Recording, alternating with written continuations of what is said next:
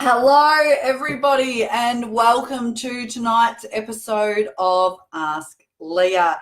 It is great to be with you on this Wednesday night. I've got a few different topics to talk through tonight, so I look forward to having you on board. Remember, if you have a soft skill question or a question about communication, mindset, how to manage yourself under pressure, you don't have to send them through in advance. Hi, Cal. Hi, Penny. You can jump in those comments, post a question, and I will do my best to answer it live. I have had a few questions come through today. I've spent the day today running a workshop for local government at Moe Library, and the workshop was one called Stop, Collaborate and Listen. And it's all about how to work well in a team, how to collaborate with other people. And I love running this workshop, but little did I know, I thought I was a bit clever when I came up with the title for this workshop, Stop, Collaborate and Listen. Hi, Hannah. And little did I realise that every time I prepared this workshop or ran it, that I would have Vanilla Ice, Ice Ice Baby in my head as a terrible earworm in the days leading up to it. So Stop, Collaborate and Listen was what I was talking about today. And I want to touch on a question that came up, or an issue we covered in that workshop. And then I'll jump into a couple of the other questions that came through from people this week. So one of the questions that we touched on in today's workshop, but that also comes up quite often from people that I work with, is how do we increase our influence in a workplace? And the starting point to this is simpler than you might think. So a lot of us, how do I have more influence? How do I get people to listen to what I have to say? And the truth is that best way that you can increase your influence in the workplace is to focus on building really strong relationships with your colleagues and the people around you.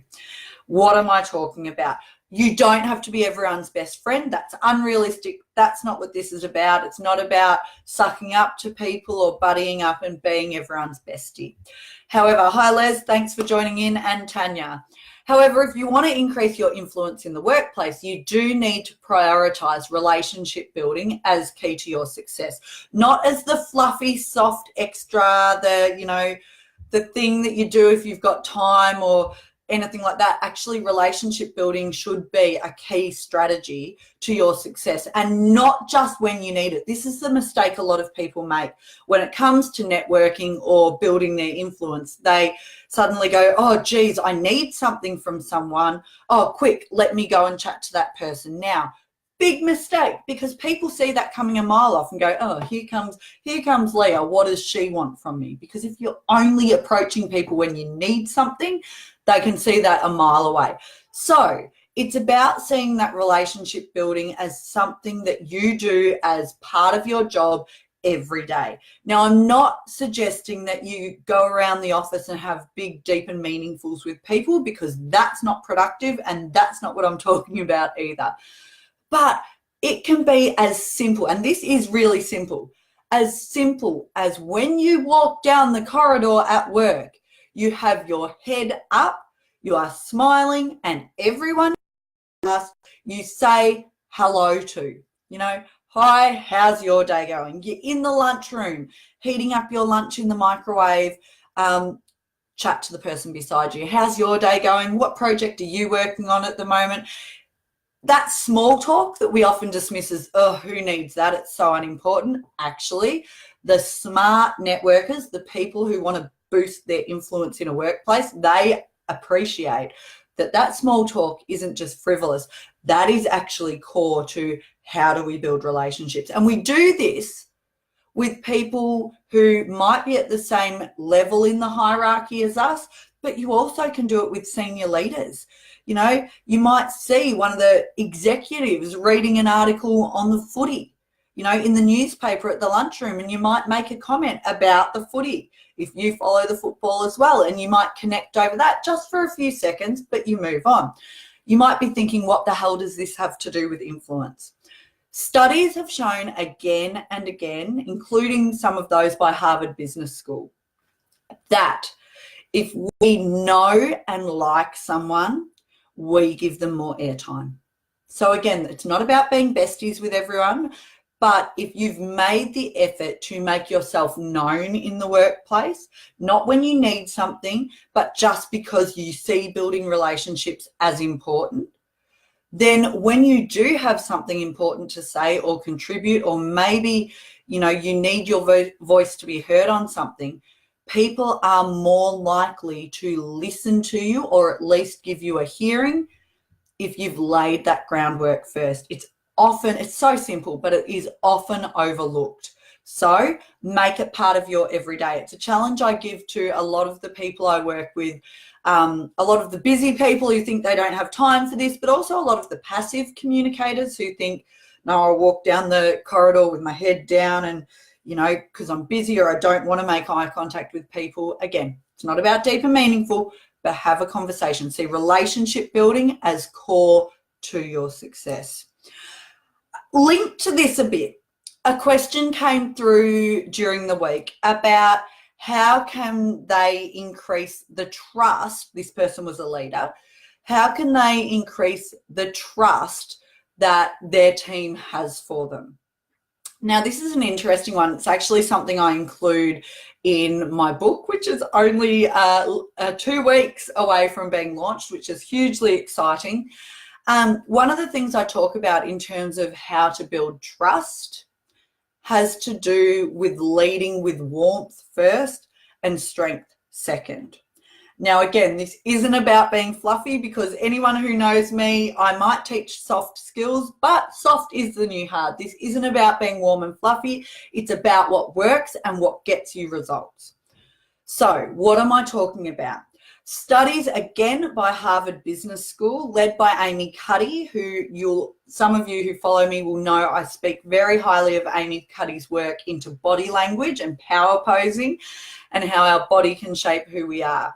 She, with 2 colleagues, did some research into trust, and what they found really clearly is that leading with warmth first, strength second, is the way to build trust. Now, warmth goes out the window a lot of the time when we're dealing with high pressure situations. Maybe you're communicating about a merger or a big change in the workplace. And the mistake a lot of people make is they go, well, I've just got to, get this message across. It is what it is. I've just got to give them the facts. Here's the thing. When we lead with strength first and forget the warmth, people see us as cold, heartless, and uncaring, okay?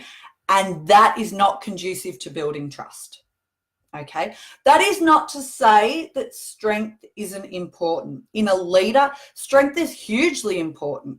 If you only lead with warmth and you don't have the strength bit, then people see you as, maybe wishy-washy or meek and a bit of a flake perhaps, or airy-fairy, and you don't want that either. But what they found is there is a very specific order that you need to put these traits in, and that is warmth first, strength second. What the hell am I talking about when I say lead with warmth? It's about showing that you care for the people you are leading, that you have their best interests at heart. Even if you're making a really tough decision, that you're doing it in the kindest, most respectful and compassionate way that you can. How can you demonstrate warmth? You can show enthusiasm, okay, and care for the people in your charge. You can change your tone, okay? You can, if you're delivering a difficult message, you can deliver that with warmth by dropping your tone down to the level as if you were consoling a friend. Not in a patronizing way, don't get me wrong here, folks. Not in a patronizing way, but it's about going, these are people. Even if the people you lead are almost like toddlers, to lead, okay? There are pains in your butt, you're frustrated, you're angry. This is often where warmth goes out the window. You've got to remind yourself, no one goes to work to do a bad job. There are people who do a bad job, absolutely, but people don't go to work with the intention of doing a bad job. So you stay hard on the issue, soft on the person. So lead with warmth. You might show a bit of vulnerability by sharing something about yourself. Okay, so if you're implementing a big change or, whether it's redundancies or whatever, you might be sharing something about, your story. You might have been made redundant before, or if it's a change that's coming in that affects you as well, have that vulnerability to say, you know what, this is really tough for me as well. This is going to impact my job. And I get that, we're scared and we're worried about how this is going to impact. So show that bit of vulnerability, and smile. Okay, again, it comes down to that human connection. Smile, show people you care by asking questions. These simple things, you can still be a strong leader, but if you show your team that you care about them, they will work so much harder for you. And that's what it comes down to. Again, I work with a lot of leaders who say, well, bad luck. That's just the way it is. Shouldn't have to do any of this fluff. This is just the way it is and it's how it goes. That's great. But when I ask them the question, what outcome do you want? Do you want your people to do their best work for you? And every time the person I'm speaking with will say, yeah, well, of course we do. Okay, that shifts our focus. If we just want them to do the work and do it mediocre and tick the box and get the job done, sure, go to town, go strength first, who cares about the people? But if you want the best out of your people, you need to show you care. And you do that by building relationships and leading with warmth. Okay, the next question that came through actually came through from a connection on LinkedIn. Hello to Matt when he is watching this. Matt asked a really cool question, and it was about, what do you do when you're dealing with someone who has filled their head with a heap of misinformation and, misinformation, they've got the wrong end of the stick, they're going in one direction, they don't have clarity, and you're trying to help them, okay? And they're kind of batting you away with, nah, this is where it is. How do you get them back on track and to have that clarity around an issue? This is a great question, and let me just get it up. Okay, so specifically, Matt asked, how do I take a prospect whose head's been filled with noise and misinformation and bad ideas to a state of clarity? Good question, and not easy to do. The temptation, if you are someone like me who is a high action orientated person, the temptation and the biggest mistake you can make in this situation is to launch into trying to convince them why that idea is a terrible idea and why you're right, and trying to solve their problem straight away, because that is a surefire way to making them shut down and turn off. If you want a chance at influencing their decision and, changing their thought process, it starts with getting very curious. So you need to be asking questions. People want to feel heard, okay? And if you just launch in with, oh, well, no, that's wrong, that's not what it's about at all, they're immediately going on the defensive and going to shut out what you say. Well, no, actually, that's right. That's right. And I know you're just trying to convince me otherwise. They're not going to listen. You're just going to end up in a dispute straight away. So as difficult as it may be, you have to pause, take a big breath, okay, and ask some questions. Okay, so wow, how did you get to, to that position? What's going on for you? Ask those questions and step back. Let them have a bit of a rant if they need to, okay? Because what they want more than anything is to feel heard. Now, as they're speaking, you are listening, and you are listening hard. And a lot of us aren't good at listening. We're jumping immediately to problem solving. As you're listening, you're asking those clarifying questions. Oh, okay, so it sounds to me like, and you're repeating back to them, is that right? That's the problem you have. And you're trying to really you're not trying to solve the problem in the first instance. You're trying to identify what the problem actually is. You get as much information as you can. Not only does this help them feel heard, it helps you gather the information you need to be able to counter their position. Okay, so they feel heard, so they're more likely to listen to you. You're repeating back, so this is what I'm thinking the problem is. This is how you got to this position. Okay, yep. So what you're saying is that you really need a solution to this. Yep, you're getting as many yeses from them as you can by repeating back what they're saying with, to share that understanding. Yep, that's what I mean. That's my problem. That's my frustration. That's how I got to there. And that's where you come in with, okay, so you know what? I can actually see why, it might not be why you went there, but I can see how, with those issues or that thinking, you've got to that position. However, with my experience, and then this is where you come in with whatever your thoughts are or how you think you could solve it or why you think that a better approach would be X, Y, Z. After you've done the listening first, after you've got that clarifying done, so that they're on board, so that they feel heard and engaged. And then the more heard someone else feels, the more they're likely to listen to you. Yes, this takes time. Now, some people say to me, well, I don't have bloody time for this. I just need to tell someone. Here's the thing. It might feel like it takes more time, but that extra 10, 15 minutes that conversation has to unpack the issues will save you so much time because you're going to engage them in a conversation. If you just go bull at a gate, and hell, I am guilty of that. It's something I work on a lot. But if you go bull at a gate, they're not even engaging with you.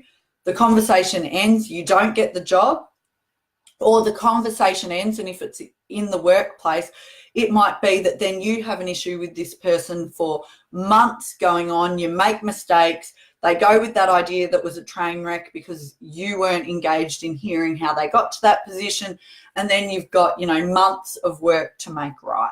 So it's that, yes, it's a bit longer in the short term, but geez, it'll save you time down the track. Hello to everyone else who has joined. Hi, Kate. Hi, Casey. Hi, Jenny. Hi, Michelle.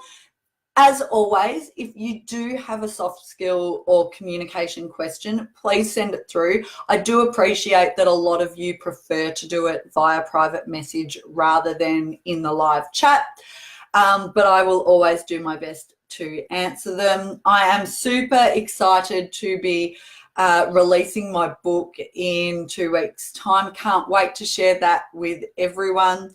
And I look forward to chatting to you all again next week. Cheers, everyone, and have a great night.